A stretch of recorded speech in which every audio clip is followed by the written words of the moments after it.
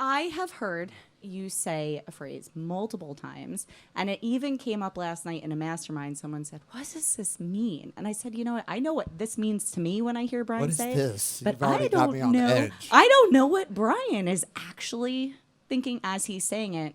It could be different how I've interpreted it. So, how many times have you guys heard this weekend Brian talk about the foundation being necessary to hold the weight of success? Because if you don't have that in place, success can crush you. Like the weight of success can be something heavy enough without foundation built, can come down.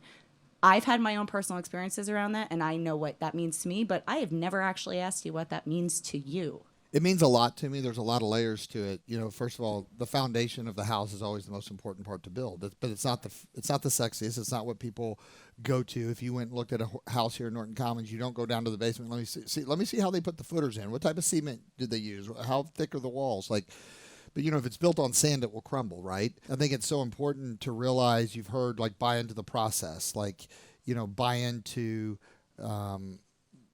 the long tail of it. Like you have to love the grind of it. You have to love the journey, because the reality of it is no difference in a lottery ticket winner. If you get all this money right away, but you're mentally not prepared, emotionally not prepared, then the chances of you being able to utilize that money to grow it are going to be slim to none. So when you think about the weight of success, for me is that the weight encompasses everything. And the reason I can relate to this in a very strong way is, right, I don't think that we'd be here today without a great learning lesson that I went through on a lot of different levels. And that was, we started this company called Riplin.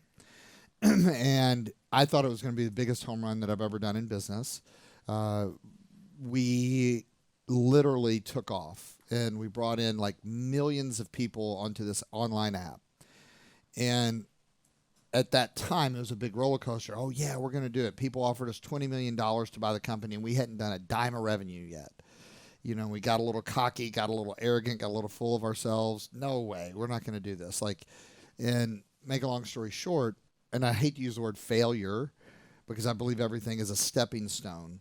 The reality of it is, though, is that we got crushed. Then everything that could go wrong did go wrong. And the reason why is the foundation wasn't solid before we started it. And then I wasn't ready for all of the success. And what that success was the pressure, the expectations, the ability to emotionally deal with other people's expectations, when you talk about personnel, you have to have, as you grow, you have more and more people that you're having to deal with. Bottom line, right? So there's always a trajectory to growth, and look at it as building a bridge. Is if you built a bridge, that bridge, you engineer it to carry so much weight.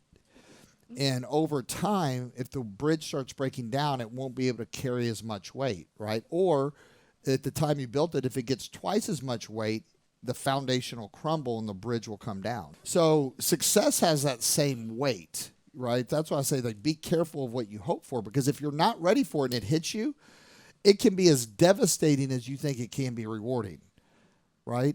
Because then more people want from you, more people pull from you. It plays tricks on your mind. Imposter syndrome sets in. Then you have more responsibilities, in the same amount of time in a day. But if you're not ready for it emotionally, if you're not ready to mentally carry that weight, then it can actually send you into a tailspin. And it has a lot of people, and I think that what we've done as a company has been great trajectory. And we came out, we've grown as fast. What we don't even talk about the success that we've had as a company, but I really don't believe that we could have managed that success well, right? Because that when we came out of the gates, we did 20,000. We were 20,000 orders back ordered in the first month. We didn't have enough product. However, because of that previous experience, emotionally, we knew exactly what to do. We knew exactly what not to do, even more so. Right. And I think without that experience, there's been a lot of pivotal points in the company that we would not have been able to handle, thrive, grind through, and go to the next level. So I would relate it to a lot of different things. Just look at your house. The strongest buildings that are still standing have the strongest foundations. Like if a house comes up, literally, I would say 2/3 or, the majority of the time is spent on the foundation and the foundation coming up. The inside happens real quickly once the foundation is set. And so for a lot of us, I think in this business, that is meaning we all want success, but you will have success if you stay the course. And you will have it in the exact time that you're meant to have it, or you're going to get a lesson if you're not ready for it. Yep. It will serve you a lesson. Steve Harvey said it this way. He said, listen, just jump and throw your parachute out, right? And if, like, jumping is sometimes for some of you the success. And if the parachute doesn't open, what's going to happen? But for some of you, the parachute's not going to open. But it's okay. You're going to survive, and you're going to learn a lesson, right?